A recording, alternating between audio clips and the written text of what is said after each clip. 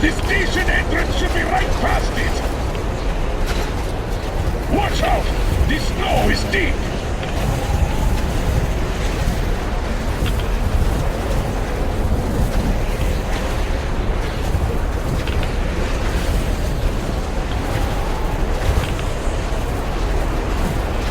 Move on!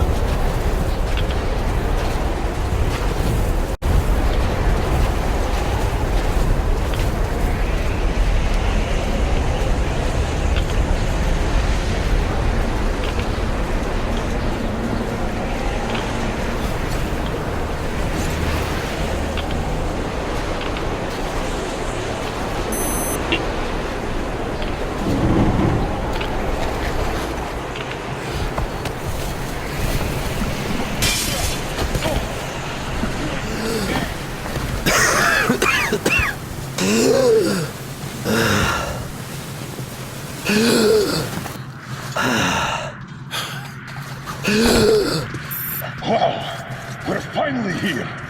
Our old pal, Nadushka. A full-blown siege. The defenders were protecting the station entrance. There were quite a few survivors here, until they killed each other off. Looks like that lie in Moscow did work after all. What is better, I wonder? Life built on a lie?